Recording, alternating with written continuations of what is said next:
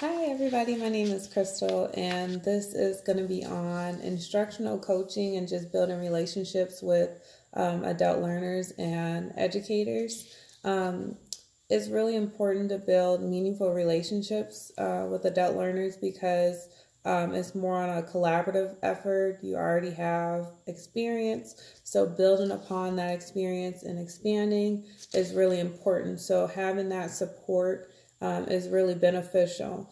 We'll also be talking about different approaches to building a trusting relationship. Like I said, you already have the experience as an adult learner. So gaining more experience and understanding, you need to have a trusting relationship with the person that you're seeking knowledge from. So building that is very important as an instructional coach. And lastly, we'll be talking about just overall like communication and ways to provide effective feedback. And I always say giving effective feedback with solutions is really important.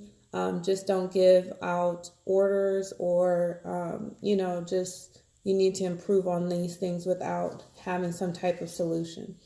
So building meaningful relationships as an instructional coach is key to ensuring continued growth of an adult learner. Prior to meeting the teacher you will be partnering with, you need to make sure your interactions are very meaningful and with purpose. I like to go with the 5 P's of purpose: planning, being punctual, making the teacher a priority, and knowing that it's a partnership so that you can build a wonderful relationship.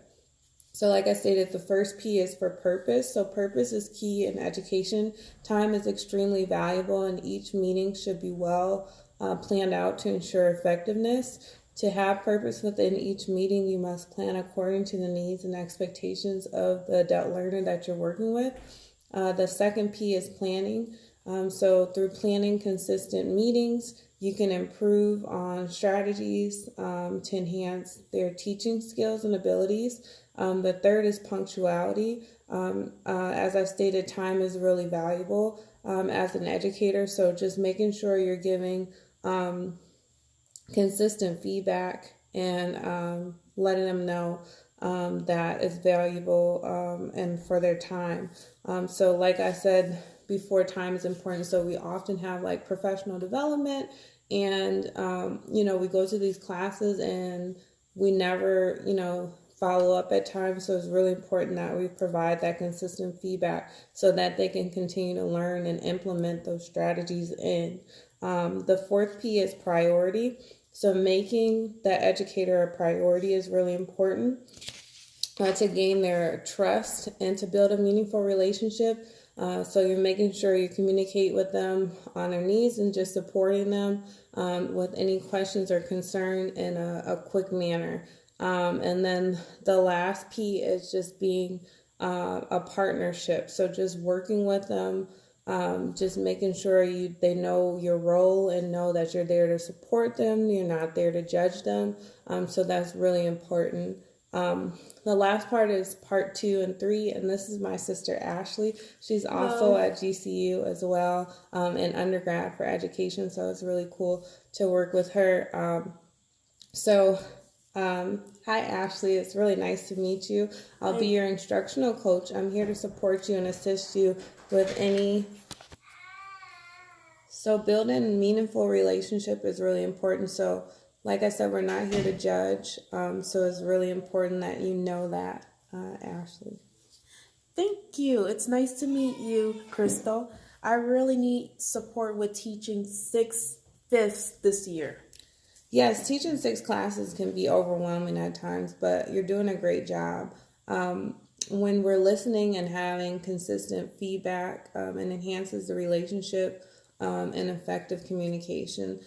So I completely understand with teaching 6/5 how that is because I've taught that for the last 2 years as well.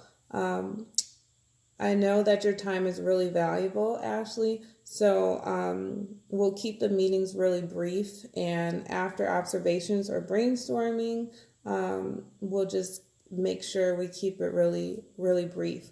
Ashley, could you list one strategy that you would like to work on and enhance yourself this quarter? Yeah, sure.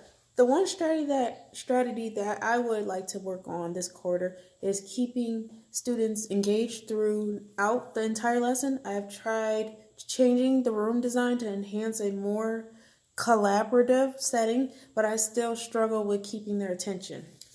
I really like the group setting in your room. I would start by making sure you are frequently walking through the classroom as you teach and break up the lesson with meaningful group discussion. Teaching on your feet keeps students focused and alert throughout the lesson. Also, breaking up the content throughout the lesson with group discussion gives students a chance to digest the content and levels of understanding.